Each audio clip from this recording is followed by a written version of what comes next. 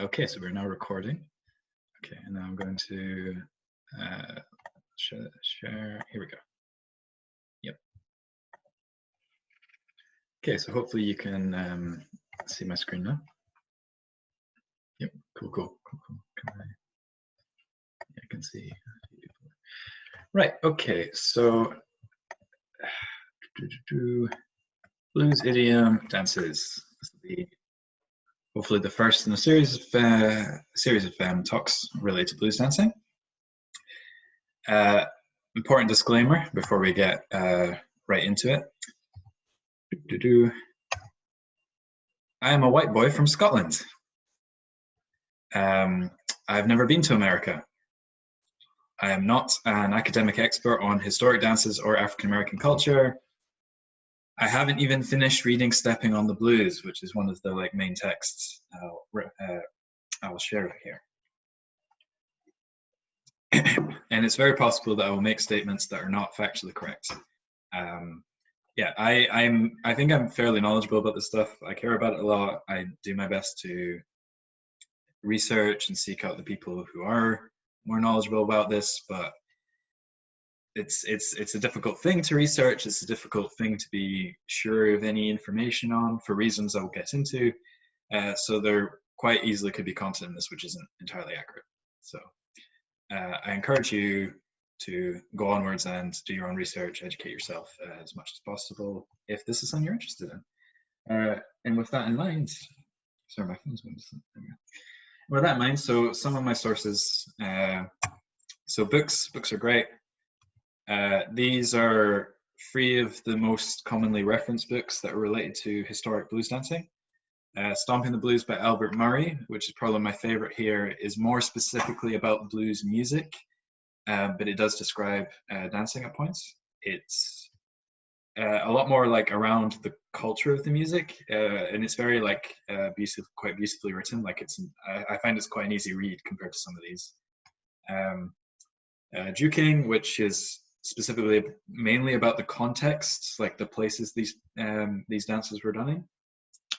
And then Stepping on the Blues, which talks about a lot of stuff. It's very, very academic and a little bit dry, which is why I've only read half of it, but still a lot of info in that. People. So this is more to start with, how do we know about these idiom dances in our contemporary scene in the first place? Who taught them in the first place? So a lot of them come from Damon Stone, who is an African-American dancer and dance teacher who grew up in a family of dancers, who learned from his family, but also he would seek out people at Black music festivals and in other spaces, and he found a lot of these dancers, as well as having a background doing other dances like hip-hop and whatnot growing up. So yeah, a lot of the language around idiom dances, a lot of the dances themselves, they come from this man originally. Well, not originally, originally in our contemporary scene, if that makes sense. Another one is Brenda Russell, an American woman who, again, came from an African-American family, spent a lot of time dancing in blues bars with older African-Americans, learned a lot of their dances, and she does these kind of movement training camps called Berlin Movement Immersion or something like that. So I've not met Brenda myself or taken any classes from her, but I have friends who often attend her camps, where she teaches a variety of things, but includes some various blues dances. The other big one is, so I imagine most of you are familiar with Lindy Hop, the swing dance. Well, a lot of the, Berlin Immersion Camp, that's correct, thank you, Nessa.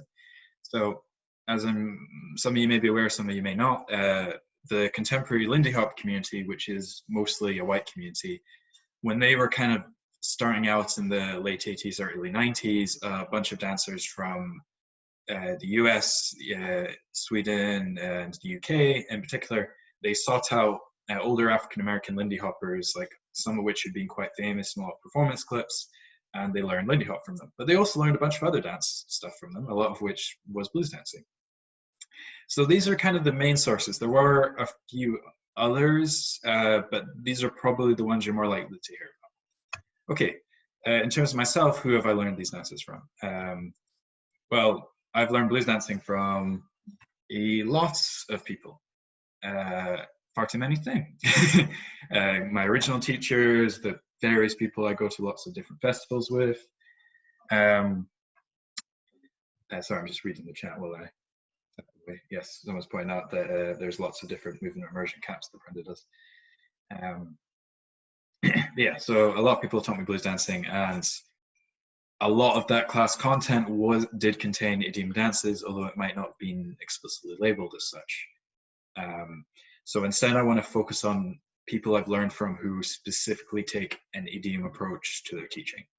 So first up, Damon Stone again. I have had the privilege of taking classes with him a few times when he's come to the UK, but also I've attended talks he's done, and I've also watched a lot of talks he's done American events on YouTube, and from that I've gleaned quite a lot of the context and information I present today.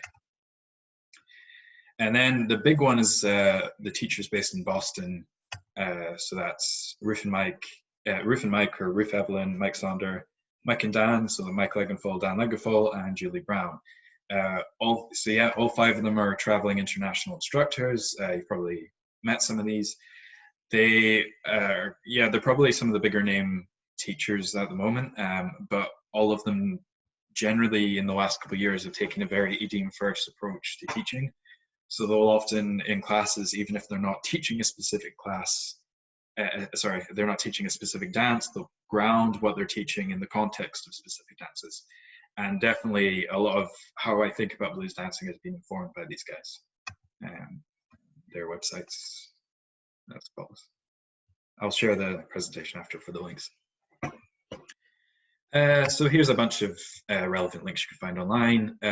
Obsidian Tea, which is a blog about blues dancing and Black culture, has a definition of blues dancing. Laura Chico, who's another dancer and dance teacher, did this article about blues idiom dances.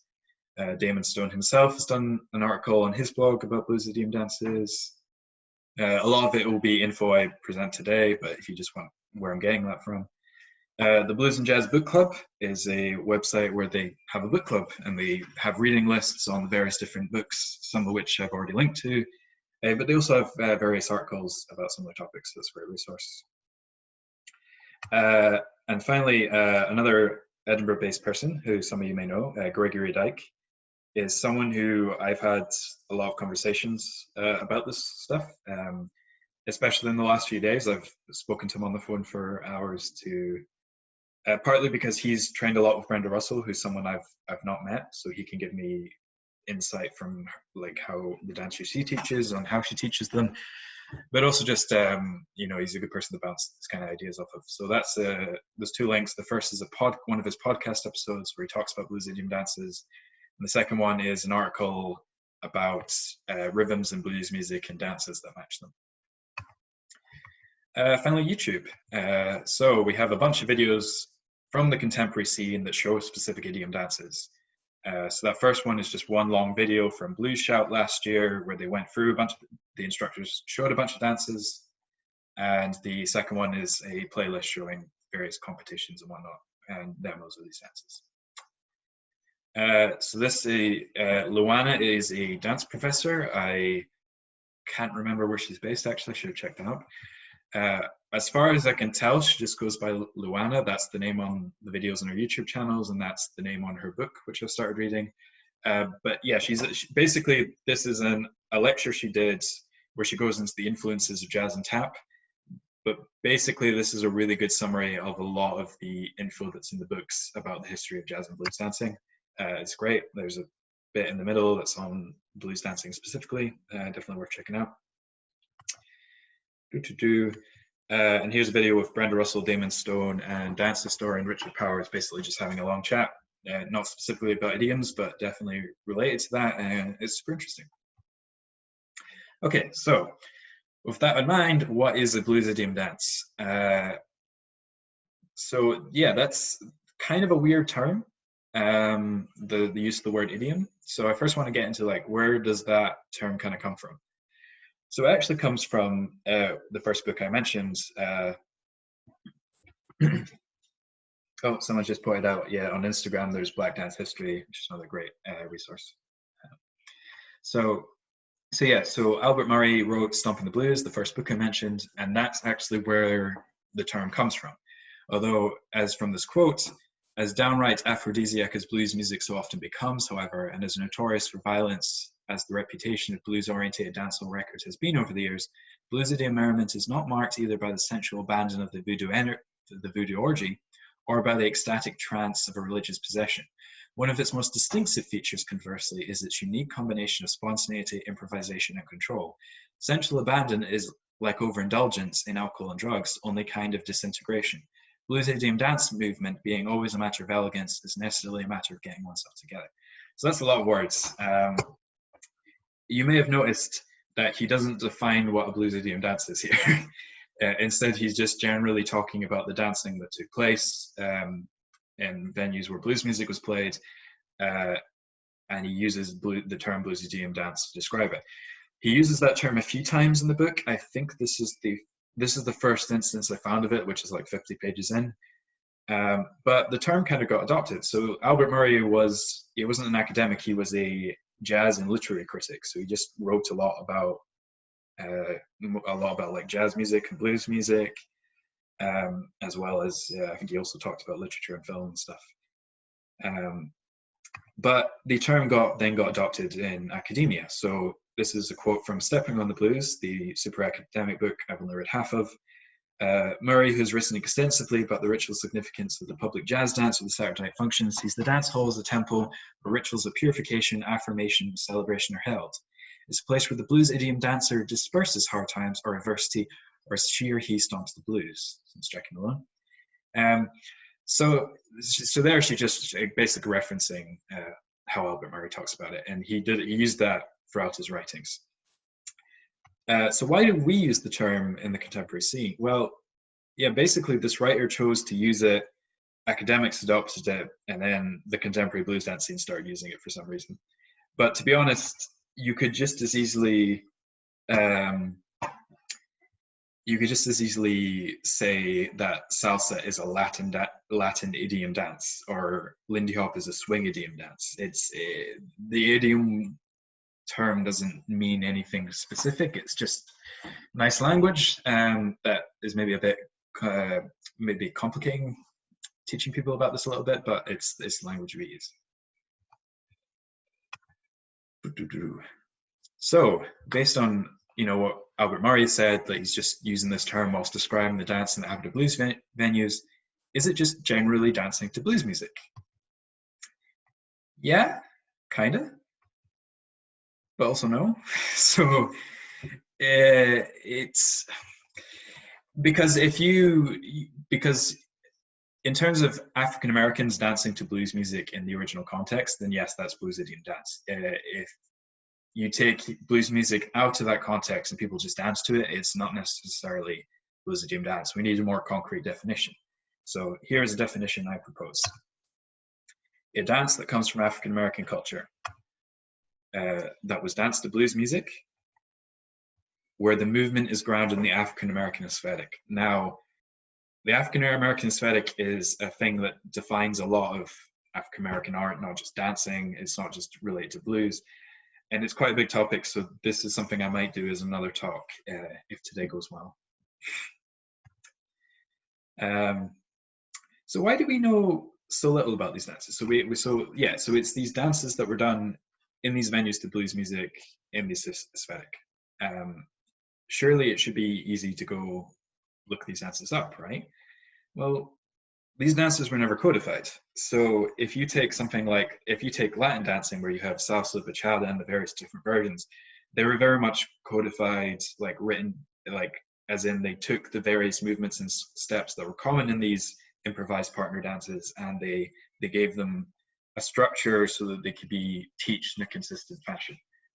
This is also true to a lesser extent of Lindy Hop, right? Or definitely like swing dances when we talk about East Coast swing, for instance. The term blues dancing wasn't really used as well. The idea is the term blues dancing wasn't really used by African Americans dancing to blues music. quite possibly would have just called it dancing or referred to it by the specific dances they were doing. There are generally just very few resources when you compare it to other dances. Like, yeah, I can list a bunch of books or a bunch of links and stuff.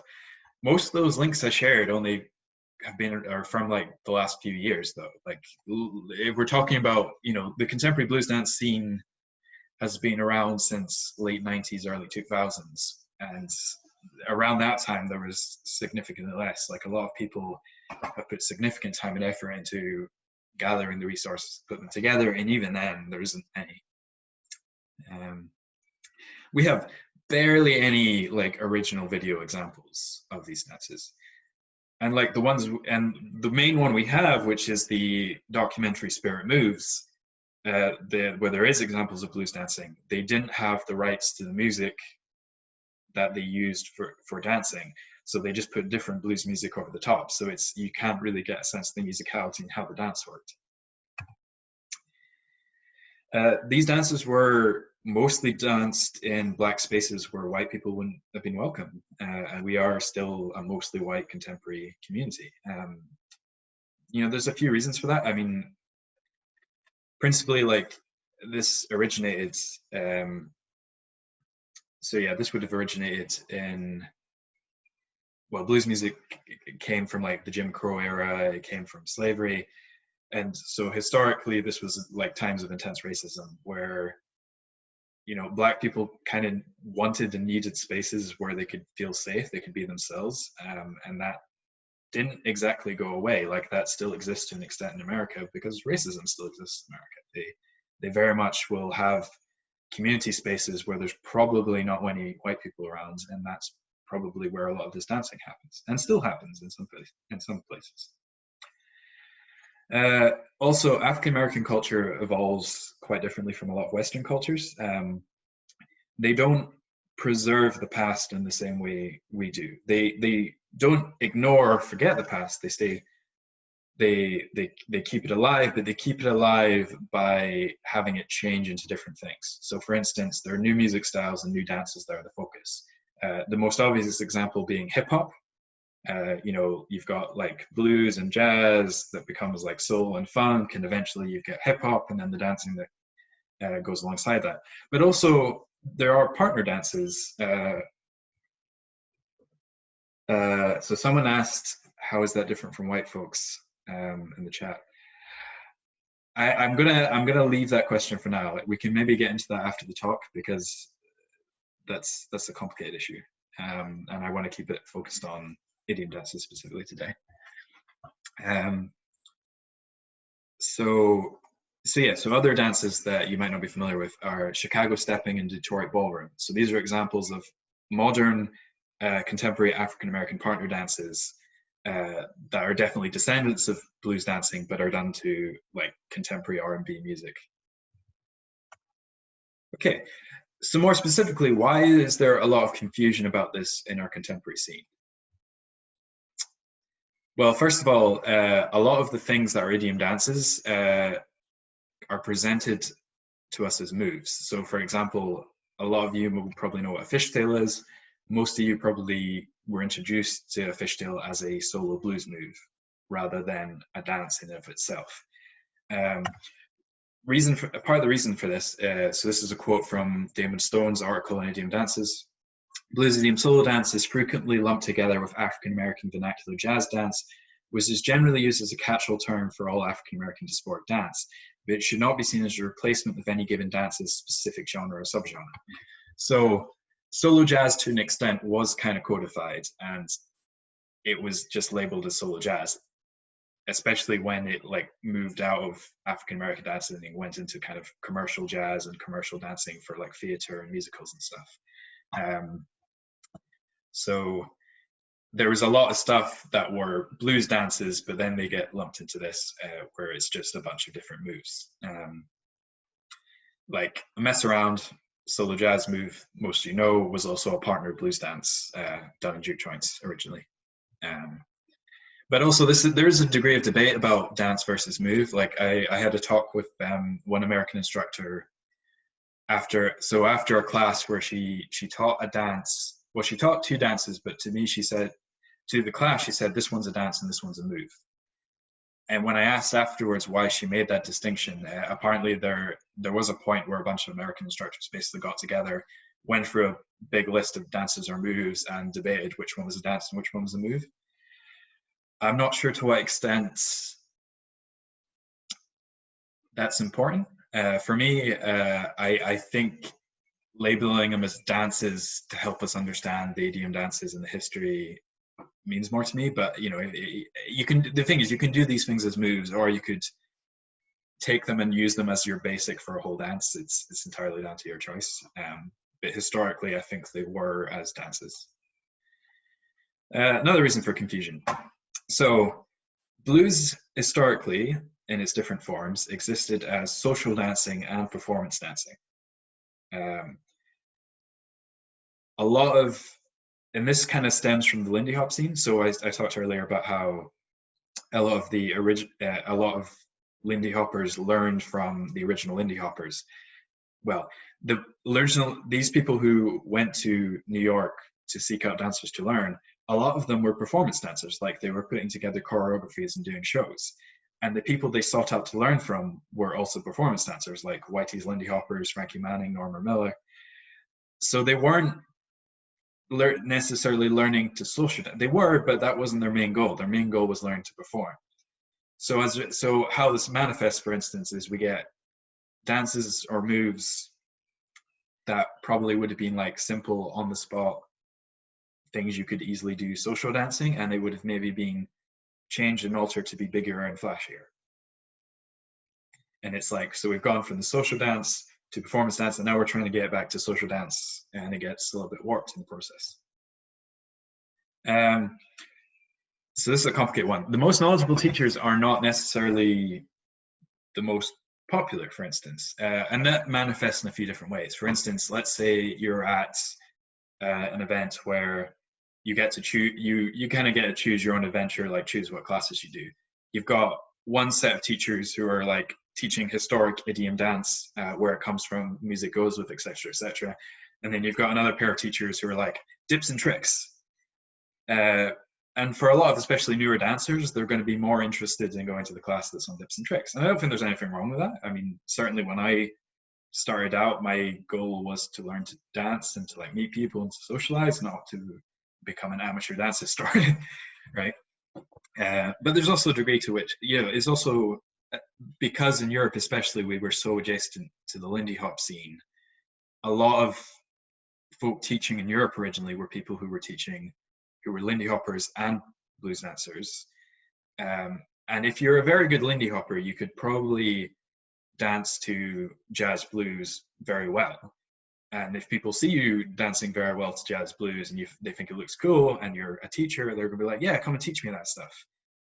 And it could be very cool dancing, but is it necessarily blues dancing? Or even if it is, that person who mainly focuses on Lindy Hop isn't necessarily going to be super knowledgeable about the history and different dances of blues. So these are more simpler, concrete problems. There are different dances that have the same name. For instance, there are two dances called grind. Some of the American teachers have elected to refer to one as grind and the other as the grind to clear up confusion. I still get them mixed up all the time. So like I can never remember which is which. There are also different names for the same thing. For instance, a dance called the mooch. I was at an event in London last year where teachers asked folk to do, were showing the mooch, asking folk to do it, and people were like, "Oh, I thought that was leg rolls." Now, is it that this dance has two names historically, or is it a case of someone teaching couldn't remember the name mooch and called it by describing the movement? You know, there's a lot of different ways this can get a bit confused as it passes from mouth to mouth to mouth. Overeager teachers, so I'm calling out myself here as an example. Basically, okay, so you're a blues dancer and you teach locally in your own scene. Maybe even you teach a bit internationally. You go to an event, you go to a class on an exciting idiom dance you've not seen before. You think, wow, this is great, this is cool. And you immediately go and try and teach it in your own classes after you've taken one class on it. Now, the dances share a lot of stuff. Oh, someone's pointed out, couldn't it also be that different person scene had the same idea at different places and moments? So different names? Yes, that's entirely true. That's another reason. There's a lot of different ways. There's a lot of reasons why something might have a different name. Who knows? But yeah, so overeager teachers, yeah. So you've just taken a class in a new idiom dance. You loved it. You thought it was really cool. You go and teach it. Now, if you're experienced blues dancer, yeah, you probably have a good understanding of the aesthetic and musicality that's common across the dances, but there's still something about that specific dance. You might need a bit more practice. You might need a bit more knowledge. So my specific example is in 2018, I went to an event in Valencia, learned Chicago Triple from Roof and Mike, thought it was great, loved it, went and taught it in Edinburgh like a couple months later. And looking back, I don't think anything in that class was incorrect from what I remember, but like since then I've had a lot more Chicago Triple classes. I've spoken to people about it. I know a lot more about the history of it. I know a lot more about the movements and stuff. And definitely I was presenting to my students a much reduced picture of the dance. Many teachers fear being wrong, and that kind of manifests in a couple of ways. So like if you're a teacher in a dance class, you want your students to trust you, right? So you are going to probably speak on authority about something, right? And what you're speaking authority on might be something you've learned incorrectly or you've misremembered. Another side of it is you might, or on the other side of it, because there is this problem with teachers presenting incorrect information about blues, you might be shy about sharing something you know because you don't entirely trust it to be correct. So this is the last big point, and I wanted to acknowledge it because it is a big element of this, but I don't really want to get into this today because it's a big topic. But culture, the scene does have a history of cultural appropriation, and it does have a history of fusion or generic partner dancing being labeled as blues when it had no influence from the idiom dances and it had no African American aesthetic and possibly wasn't even to blues music. It's a tough issue, and it still is a problem in some places, sadly. Okay, so that's a lot of context out of the way. Right, blues idiom dances. So how many are there? A lot. These are just some I could name off the top of my head. Well, these are probably all the ones I could name off the top of my head, more or less. And I think these are more or less the majority of the ones we know about in the contemporary scene. There's a bunch that, of course, we don't know about because it's never been documented or we never found out about it. You know, as I've said before, there's some of these dances are ones that it was simply a case of someone like Damon Stone or Brenda Russell going to a blues or jazz festival, seeing some older African American couple dancing and going up into them and asking them, "So what dance are you doing?" Right? Like, is some like that's so who knows like how many different dances there could be that we have no references to at all.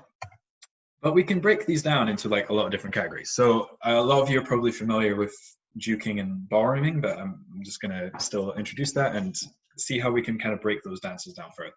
So juking. These are dances that work across a very large variety of blues music. Generally done in smaller crowded spaces. The dancing is mostly on the spot. All blues dancing is highly rhythmic, but here there's a lot of movements emphasizing specific rhythms in the music. There's a greater of independence of movement between partners. Like in all of blues dancing, generally speaking, both lead and follow is responsible for their own movement internal in their body, and the leading and following kind of comes second.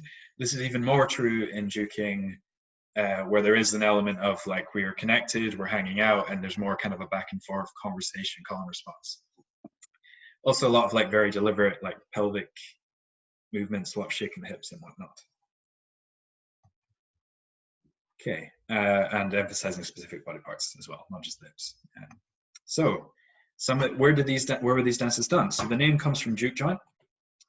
So juke joint was often a shack in the middle of the nowhere, maybe near a town, in like more urban areas of America, often in the South. So African Americans would go to these places late at nights, often to get away from the oppressive white people, because this was very much in kind of Jim Crow era time. And they would, yeah, they go to these spaces where they would eat food, they would drink, they would gamble, and they would dance, and often there would be musicians playing in these places. So the blues bar or honky tonk, basically when we move to more urban, less rural, more urban places like the cities, like Chicago and whatnot, we take that juke joint context and we move it into a bar. But a lot of the dancing is the same. It's the same thing. You've got a small amount of space in the bar, like probably in front of the band playing. Definitely that would have been a big thing in Chicago. And in general, like blues music and dance started kind of in the South, in a lot of more rural areas, and migrated into big cities such as Chicago, New York, Detroit, places in California, etc. Rent parties. Mostly this was a thing that was in a few cities, particularly New York.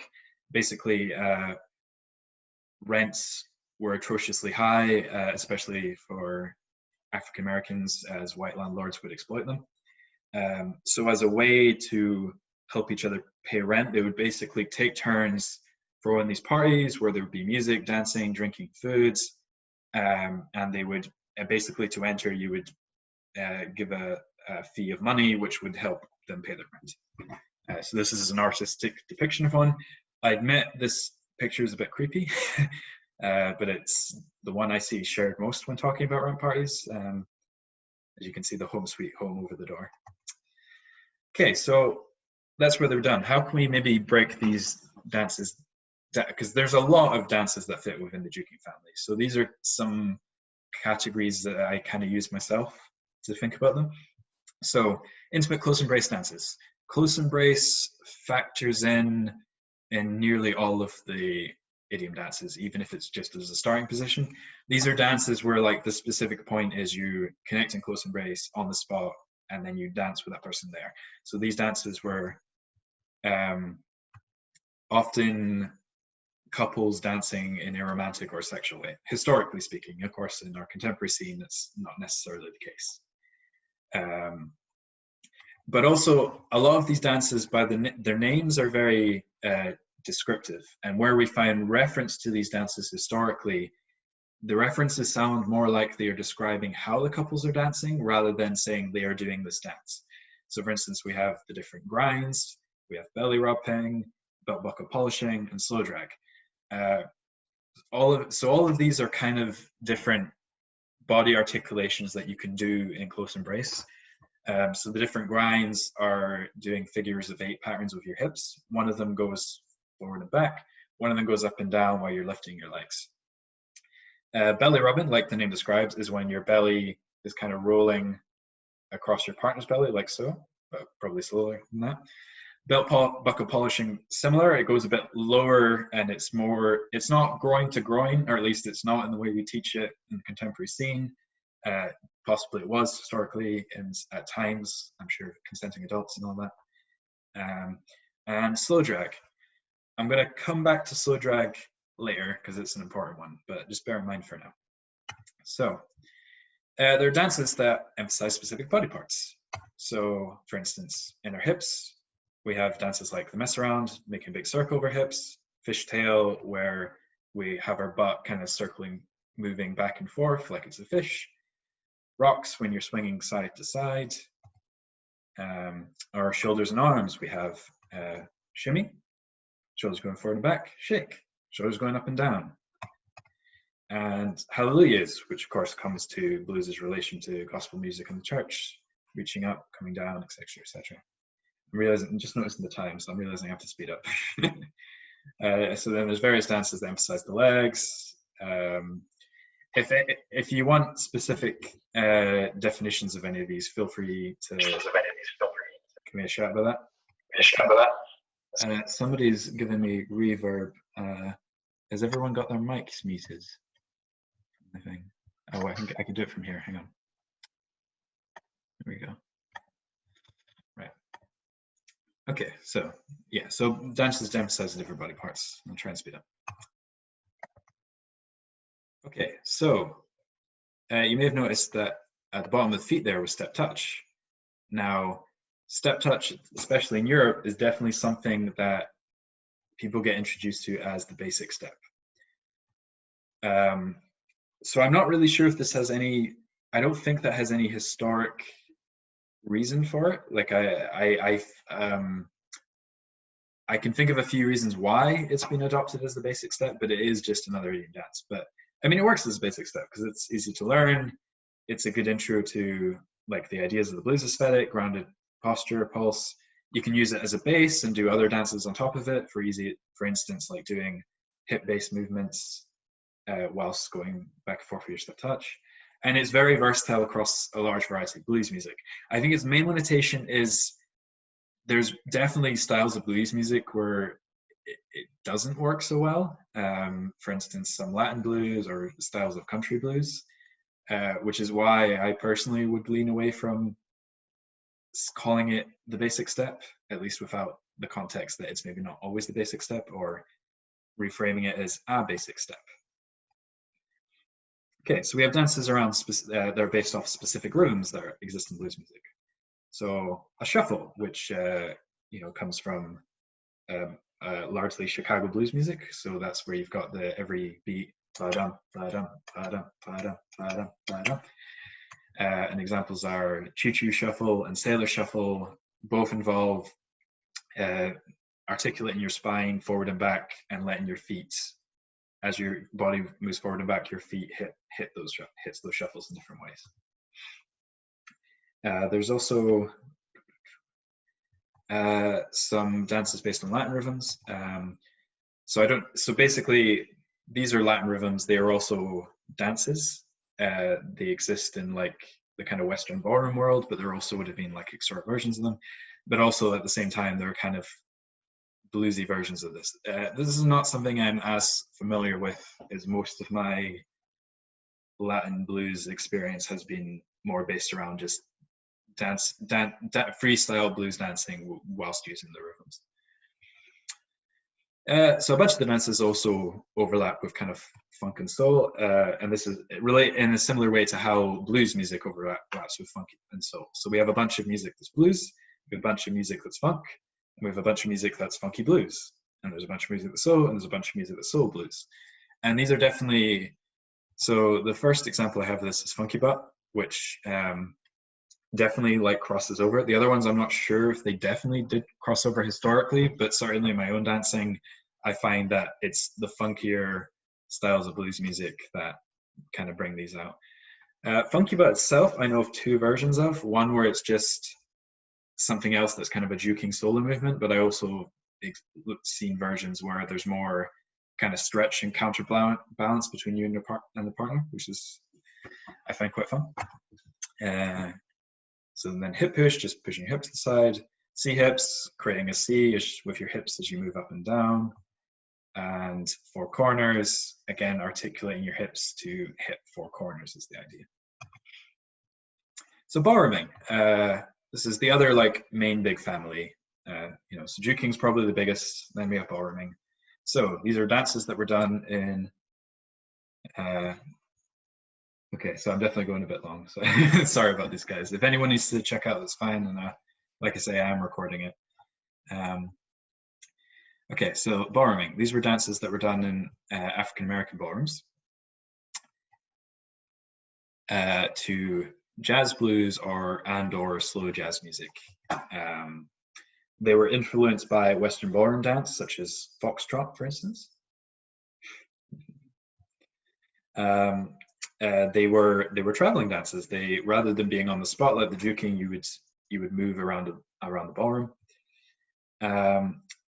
Often in line of dance. So that's, for those not familiar, that's the convention a lot of dances and or ballrooms use, where basically everyone goes clockwise around the room as they're dancing. This means you always have space to dance and travel without crashing into anyone. At tango, in most tango socials, they still use line of dance. It's something that isn't common in our contemporary scene, but it's beginning to become into fashion. Like I know certainly some of my friends, whenever there's a jazz blues song playing at an event, they try and get a line of dance going. Very rarely they're successful, but when they are successful, it's really fun. or what we're more familiar with, area dance, where basically it's more like you have a little spot on the floor and you keep doing like a few steps one way and a few steps the other way. So this is a picture from the Savoy Ballroom, actually, which someone's pointed out Western Ballroom. Do you mean Western USA or Europe, or maybe both? I'm going to say both, with the caveat that I remind you again, I'm not a academic or dance historian and could be wrong about that. So for instance, I don't know exactly where foxtrot comes from, but I know that foxtrot is a Western ballroom dance that influenced blues dancing. Well, ballroom and blues dancing specifically. So yeah, this is from the Savoy Ballroom. So how can we break this down? So I've heard a few people say that basically the idea is that a lot of different African American ballrooms would have had their own version of traveling walking dances, right? And these are, so lots of dances we don't know about, we don't know the definitions of, but there's the various ways we can break dances down and categorize them. So at their most basic, these dances are like one steps or two steps, which is a academic dance terminology term, which to some degrees is helpful and other degrees is less helpful. So what does one step or two step mean? Well, it can mean what rhythms are using. So a one step could be a single rhythm traveling dance, which could just mean you're dancing every beat.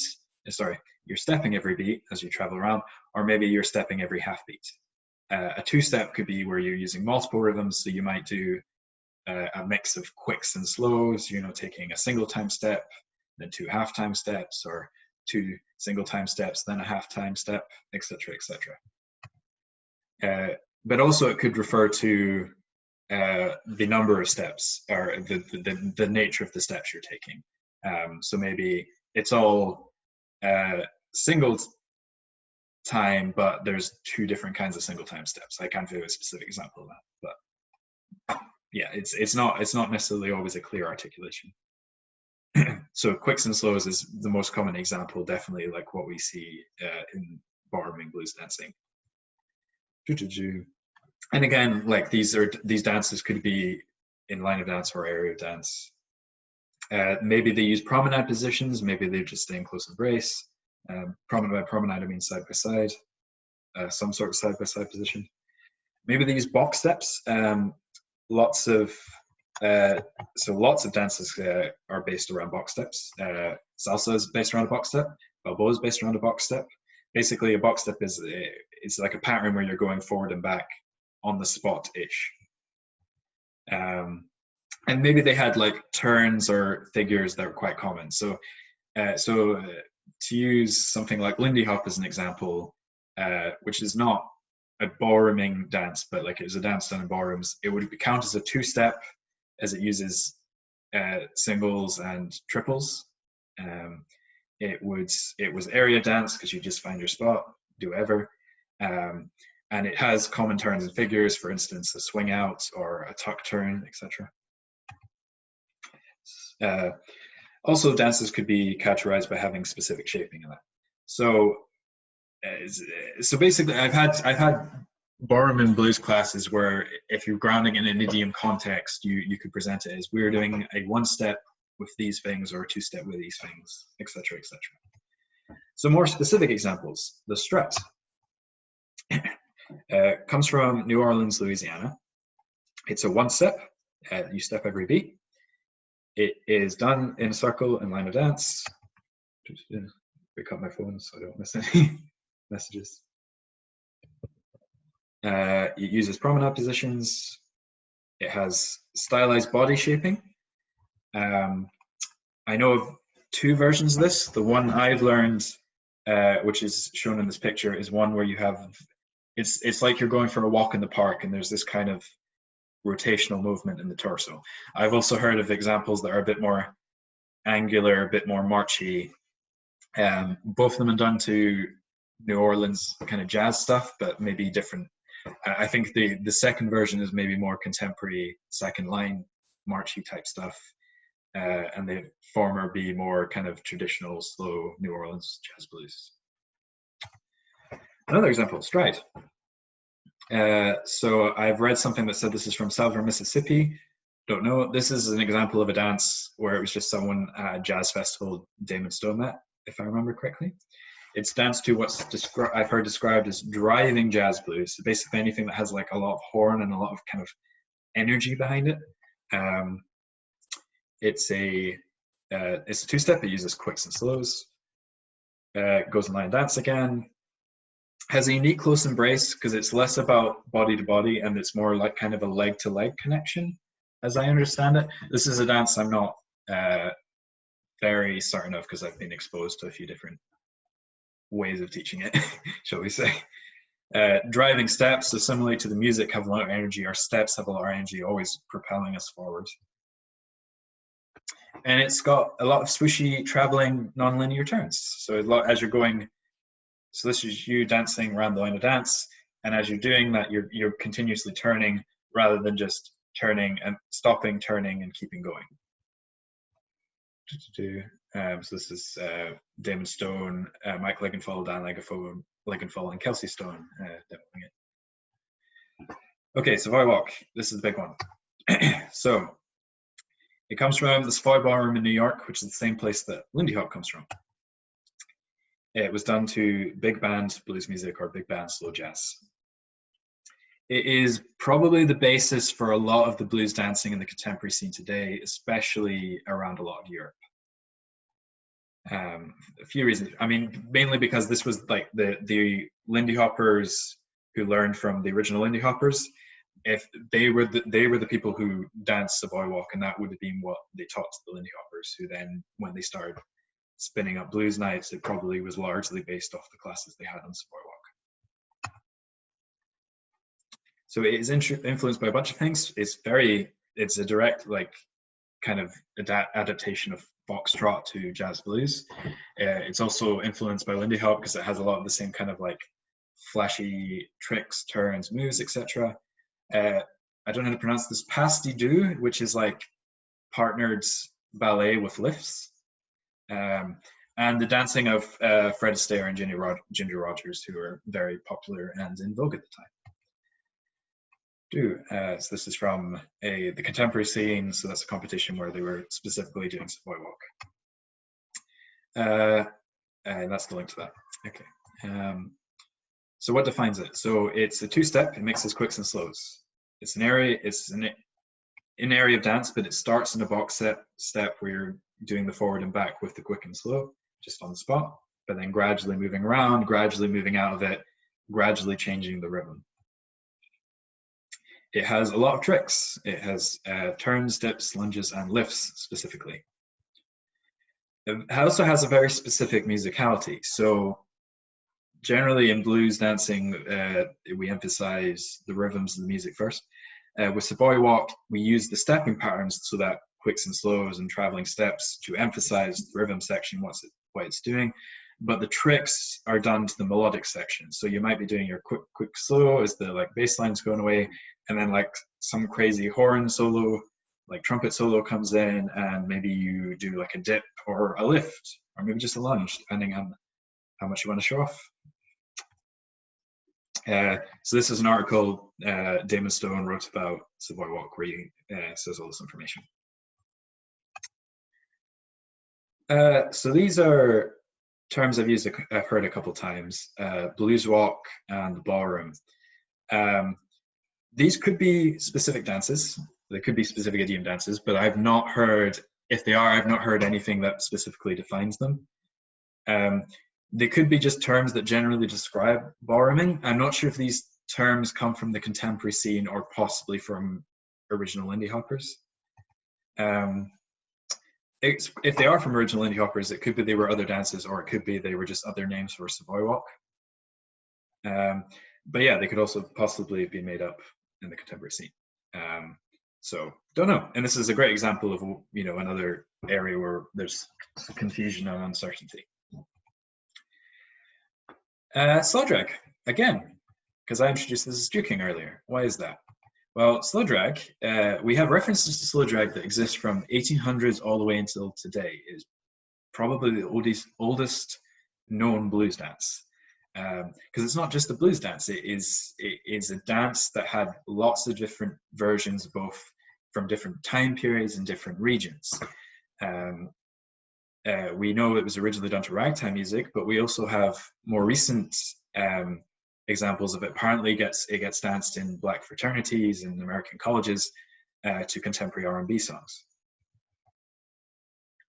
But all of these different versions, what defines it is you step to the side and then you let your leg drag underneath you. But even though that's so simple, there's so many ways you can vary that. So there are juking and ballroom versions. So more commonly, juking is something you do on the spot, but at the same time, it was done in ballrooms where often the bouncers would encourage them to keep moving, so they probably would have to slowly drift around the floor while they were doing this. And this is an article by Julie Brown, who's one of the teachers I mentioned, where she kind of goes into detail about this, like talking about all the different references, what this kind of means for slow drag, but also what it kind of means for blues idiom dances. Definitely a lot of my understanding of idiom dance comes from this article. Definitely recommend checking it out. So a specific example of slow drag that is a ballrooming blues dance is Harlem slow drag. So yeah, from Harlem, New York. I think it was big band blues. I'm not certain, but definitely the examples in the contemporary scene I've seen of it from teachers I trust, they're dancing to big band blues. It's got a very stylized embrace with an A-frame, and there's kind of a diagonal forward and back footwork pattern with it. But it's still just a step. It's still that step and drag, just done in a very specific way. And this is an example of this is from a video of Julie Brown and Ruth Evelyn practicing it. Oh, I'm going way over time. Sorry, guys. Trying to speed through. So there's also a bunch of dances that are just named after famous dancers, such as Earl Snakehips Tucker, Josephine Baker, and James Brown. So these don't fit into any specific juking or ballrooming context per se, but the Snakehips. I'm glad you guys have been enjoying it. So the Snakehips refers to. So Earl Snakehips Tucker was a very famous dancer in America, and he had a specific way of dancing where he would kind of snake his body like he's doing in that photo. Josephine Baker, famous dancer who traveled around Europe, so we have a movement in the scene called the Josephine Baker, which is similar to the Snakehips, but it has as you're snaking, you're kind of lifting your leg. And James Brown, I think a lot of you will be familiar with this one. It's like a slidey footwork movement where you're rocking your foot. This is a bad explanation. you get the point. You can Google James Brown as well. So we also have various group dances that aren't necessarily specific idiom dances, but are definitely related to this as well. So early forms of African American group dances, you've got the ring shout, which I believe was kind of a religious dance that came from African culture that the slaves did. Very shaky on this one. So don't know much about it. Cakewalk, I'm going to come back to that one. So cakewalk is one that is very grounded in a racist history. It was a dance that plantation owners would get their slaves to do to entertain them, where they were basically, the African Americans were kind of mocking how the rich white people presented themselves, and by dancing in a way that imitated their mannerisms in a not very flattering way. But the white owners didn't realize that we were being mocked and thought this was great and a great source of entertainment. So it was a competition where the winner would win a cake, hence the name. This dance has no place in our contemporary scene, though. But it still influenced a lot of blues dancing. For instance, a lot of the kind of stylizations and ballrooming, as I say, it was influenced by Western ballroom dance. A lot of that's because they were kind of making fun of aspects of Western ballroom dancing. So, for instance, a lot of Western ballroom dance has like very specific frames in the arms, whilst in blues dancing we dance much more relaxed. And partly because that's more comfortable, but partly they're to an extent making fun of how a bunch of white people danced. Jam circles, these are not specific to blues. They exist through pretty much all African American social dances, jazz, blues, hip hop. They are not simply standing in a circle clapping while someone in the middle dances. It is a group activity. It is, if you look at examples of African Americans doing it, everyone in the circle is engaged with what the person in the middle is doing, and they're kind of riffing off what they're doing. They're doing movements to match this, etc. As it kind of plays into, like, the ideas of call and response, and you're establishing yourself within the group. So if you see a jam circle, as I often do at Lindy events, where you've got a lot of people just clapping, waiting their turn, it's a bit. It kind of reflects the cultural difference there, although that probably gets more into African American aesthetic versus Western art. And soul trains, which is kind of a specific version of jam circles that came from like the soul and punk era, but we do them sometimes at blues dance events as well. So ring shout, cakewalk, jam circles, and soul trains. With that picture being specifically from TV show Soul Train, where they would often have soul trains. So you can find a lot of great examples.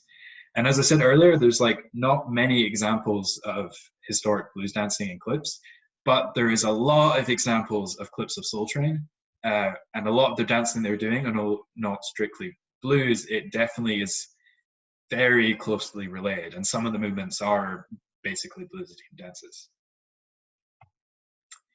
So this is another kind of adjacent thing. Sand dancing. What is sand dancing? It's slidey footwork on sand. It was a precursor to tap, where they put sand up and they dance on it. Why were they dancing on sand? A few reasons. One, it created a sound. So as I say, precursor to tap. A lot of the points in tap is making the sound of the rhythms of your feet. Here, we're making the sounds with that swishing of the sand rather than percussively.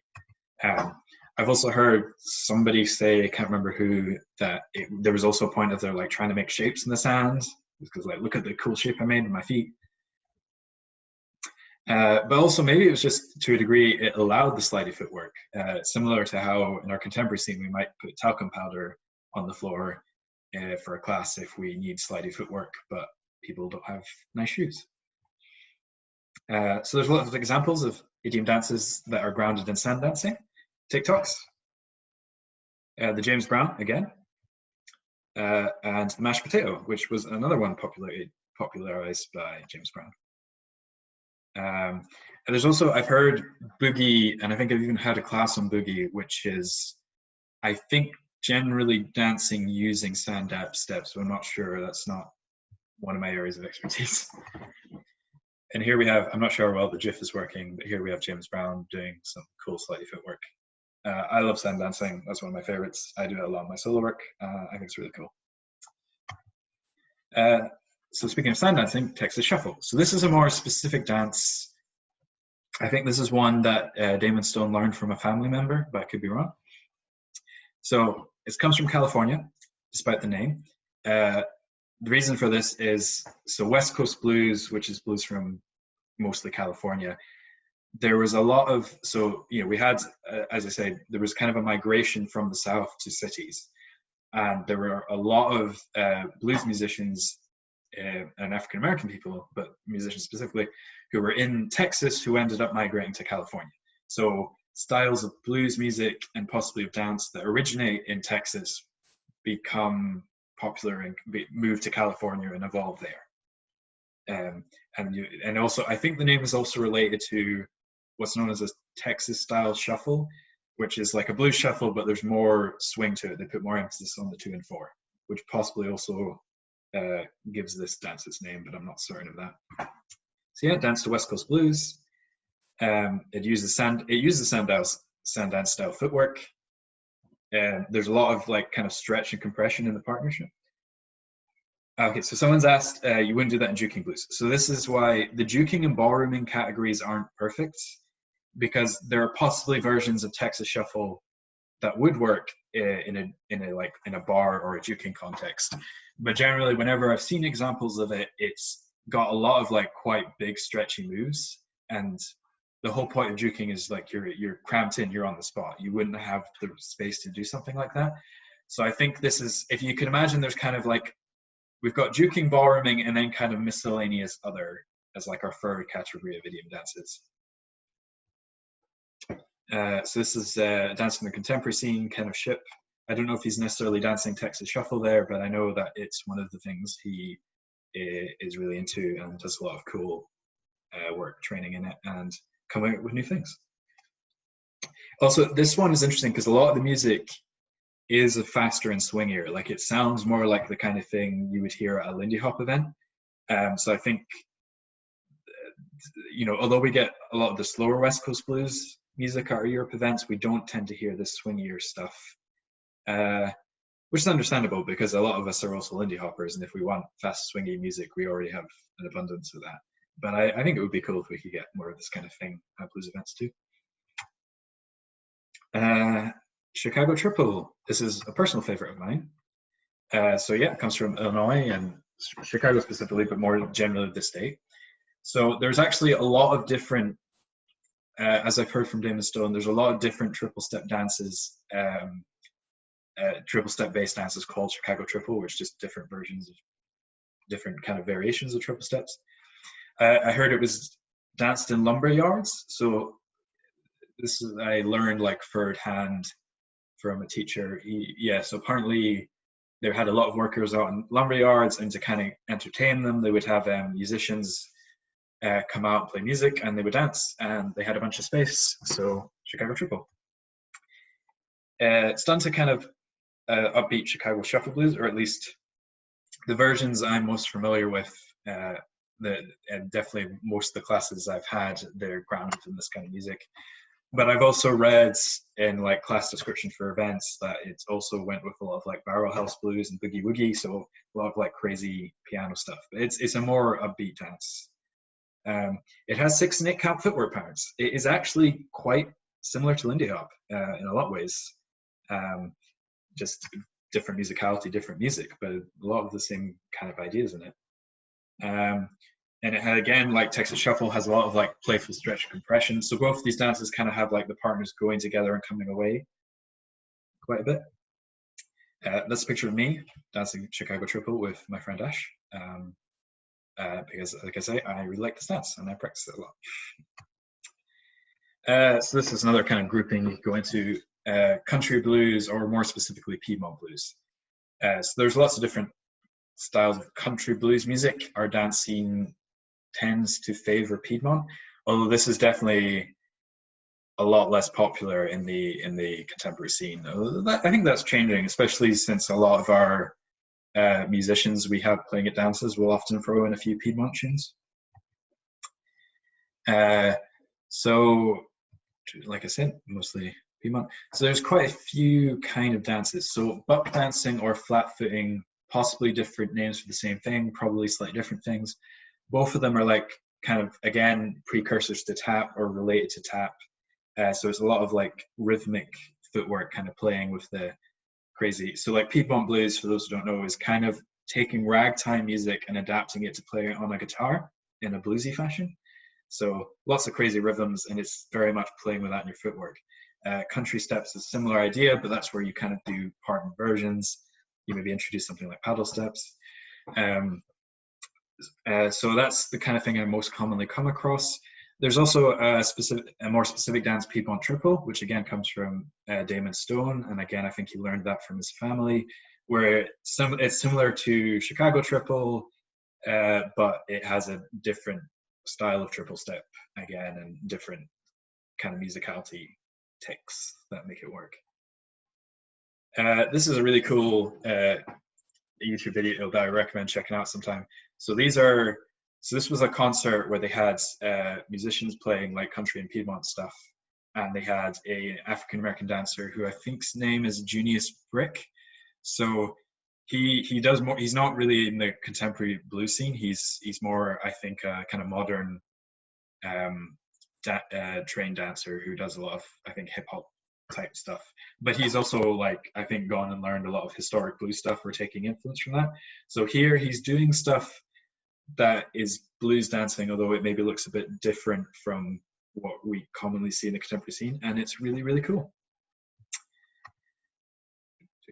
But also, the funny thing is, although this is definitely among the least popular kinds of blues dancing in the contemporary scene. It's also the kind of subgrouping where we have the most footage of African Americans dancing it in their own spaces. So this is a playlist of such videos. A lot of this dancing was done outside, like on porches, or maybe if they had a barbecue, they would like put like a wooden pallet on the floor. And again, that's where like the kind of rhythmic buck dancing comes from because they're making the sound on the wood. So that's a great playlist showing a bunch of examples of that. This one might be contentious. Solo jazz, Lindy Hop, and Charleston. So I thought this was swing dance stuff. Yeah, it is. But if you go back to our definition, for how do we define a blues idiom dance? We said a dance that comes from African American culture. We said dances that were done to blues music and dances that were done in the African American aesthetic. So definitely comes from African American culture. It's historically, if you look at places like the Savoy Ballroom in early Charleston, and it's definitely in the African American aesthetic. We've already established how a bunch of solo jazz is also just blues idiom dances.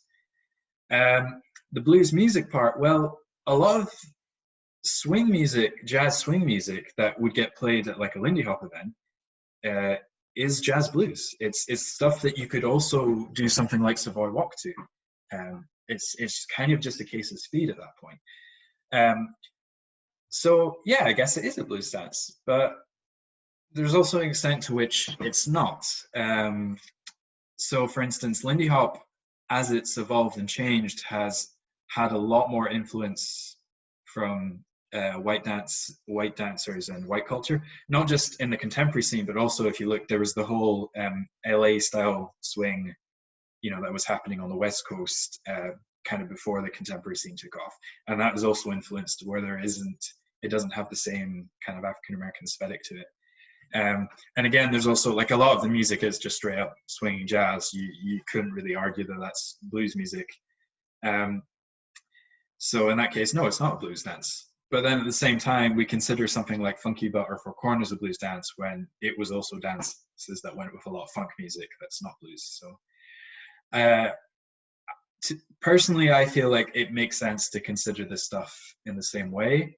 And I imagine a big part of the reason it's commonly not is I think a lot of Lindy Hoppers want to distance themselves from blues dancers, and a lot of blues dancers want to distance themselves from Lindy Hoppers. Just the way it is. There's also an extent to which maybe it doesn't matter. Maybe this stuff doesn't need to be considered. But definitely when you look at the Savoy Ballroom, which was famous for Lindy Hop, it was just a dance ballroom where the bands were just dance bands. They were most famous for the big band swing, but they also played blues. They also played a bunch of other stuff like foxtrots and waltzes.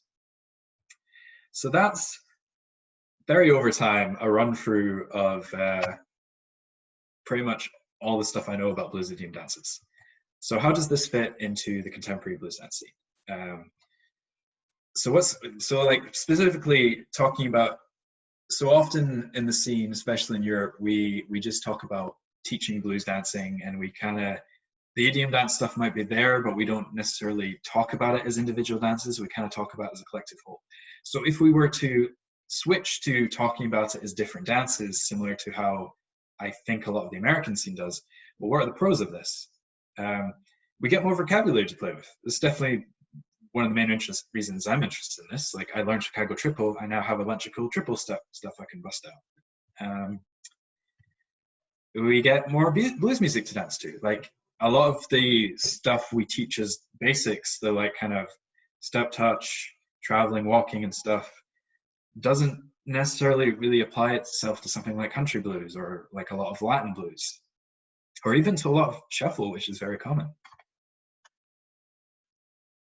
It could allow dancers to specialize. Like currently, there's this idea that if you're good at blues dancing,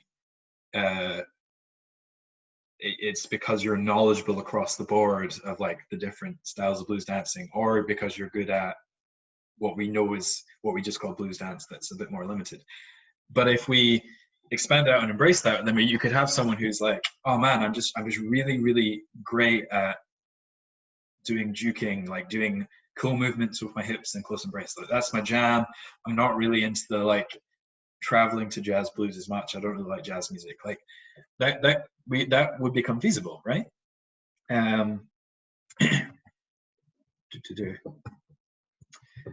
but also, like, the biggest thing, and this is definitely why a lot of people in the American scene emphasize it, it is a great tool for teaching about the culture, history, music, and African American aesthetic. Like, as previously stated, there is a history of miseducation and cultural appropriation in our contemporary scene, and a lot of that gets cleared up if you clearly present this is this dance that comes from this place.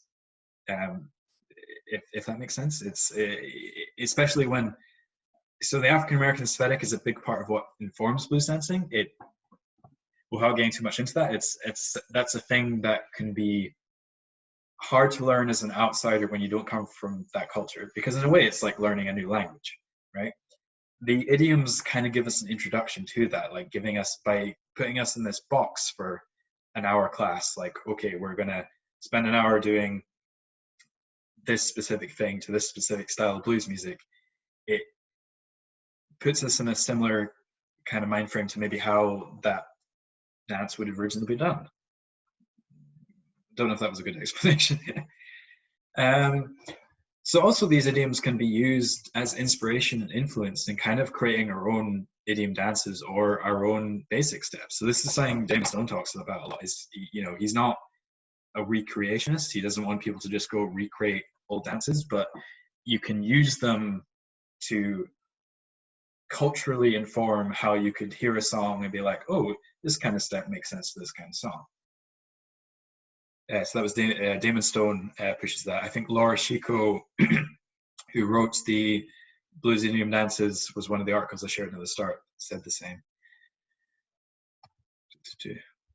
So what are the cons of introducing the idioms? And definitely, like, there are reasons that some people in Europe, I think, are a bit resistant to making them the focus. Well, it kind of breaks the current. So a lot of like festivals and workshops in classes, you'll have like dance levels, right? Because so, you know, it's this idea that like, well, I've been dancing 3 years, I want to push my dancing further. If I go to a class with someone who's just started dancing, it's going to be kind of hard to get as much out of it, right? And although in general levels of dances is kind of hard to measure, because, you know, there's like degree to like, okay, how long have you been dancing, how much do you actually practice, how regularly do you dance, how many classes do you take, etc., etc. But we can kind of approximate some of the time, like where maybe people should be. But if we're specifically focusing on different dances, like I can name people who are amazing at ballrooming who never danced to country blues music, or people who, you know, can do a lot of really cool juking stuff but don't really know what Latin rhythms are, right? It's, if we go this broad, it's a lot harder to do that. And like, as an specific example, I was at an event in Vienna last year where I was placed into a top track after, like, a top level class after auditioning. So I'm with a bunch of the best dancers in Europe, and it was Ruth and Mike teaching a class on, I think, it was like some nuances of leading and following involving stretch.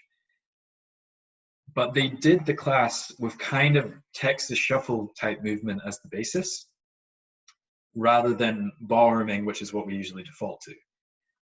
And I have had like a couple of Texas shuffle classes. I think I could maybe approximate dancing it, but I don't really understand the musicality of it yet. I don't have much vocabulary in the dance. And there were people in that room who possibly never heard of Texas Shuffle, or who had only heard of it, never seen it, and it made the class. Eventually, in the class, they did switch to more of a ballrooming jazz blues context. But this kind of illustrates my point, right? Is it gets harder to do that if you go broad. So as an example of a good thing is like, yeah, we can kind of make our own idiom dances, basic steps based on this. Well, the downside is if we're actively encouraging that idea, we could actually result in more people thinking they're coming up with their own like idiom dances, but it's maybe not quite grounded in the African American aesthetic. It's maybe misunderstanding the influences it's trying to take. So I am going to give a specific example, and I want to be clear, I'm not criticizing this person or anything, but some of you might have heard of a thing called drag blues. So there's a dancer and teacher called Joe Demers who came up with a dance called drag blues, which he teaches. There's actually YouTube videos taking you through it. You can go and watch these. And it's really cool dance. It's got a lot of interesting like counter body movement, a lot of like cool body shaping, alignments. But there's an extent to which it's not really a blues dance because it doesn't necessarily, it's lacking aspects of the African American aesthetic. Again, it depends who's dancing it, because certainly someone could take this and make it look hell bluesy. But often it doesn't quite look like blues dancing, personally to my eyes. And again, it adds to more confusion about idiom dances, because I wouldn't be surprised that some people in the world have heard of drag blues and assume that's an idiom dance, not knowing that this guy called Joe Demers made it up, right? But on the flip side of that, you could get really good things. So Ruth and Mike have an online course called, which I highly recommend, called Drape and Drag, where it's essentially their own style of ballroom and blues, which isn't any historic idiom dance, but it's clearly influenced by them and it's clearly grounded in the aesthetic. So our kind of last con is, and this is the main thing I personally fear, is there's a risk of splitting the blues scene into separate dance scenes for different idioms. So I've seen this, for instance, in like the Latin dance world, where I've spoken to a salsa teacher in Edinburgh, where she says that increasingly what the local scene wants is they want separate socials for salsa, bachata, kizomba. And as a result, people aren't learning different dances and people aren't kind of crossing over. And overall, that actually makes the scene weaker, right? And it basically happens when you start separating out the dance classes, I think. So if you have a weekly blues class, and in that class you just teach different blues styles, and then everyone comes together, everyone comes to social together, great. If you start having, okay, one night of the week you do a juking class, one night of the week you do a ballrooming class, and even though those are broad categories, you could go more specific, but even with just that, then potentially you've got a bunch of people who are only going to one and not the other, and then both have less people. And this is, so someone's asked, what do I think about my the role of Balboa in relation to Lindy Hop? I think that's another example of scenes splitting. Like, I know that in Edinburgh, the swing dance scene has felt more and more kind of divided in recent years. Because I'll know a bunch of folk. I actually know folk who do Balboa who don't do Lindy Hop, and nothing wrong with that. Like on a personal level, but again, it means that they have less crossover. They probably have less people overall. So yeah, I think that's kind of the main points. So this was a lot longer than I wanted to be, which I'm sorry for, and it was very rambly. But I'm happy to kind of take any questions and constructive feedback, and I'd love to hear your thoughts. So thank you very much.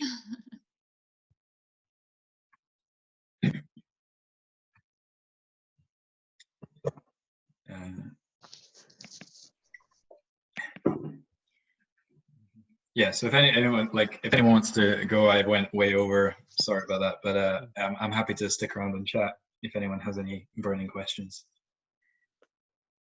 Well, thanks for putting together such a very attractive and neat and well thought out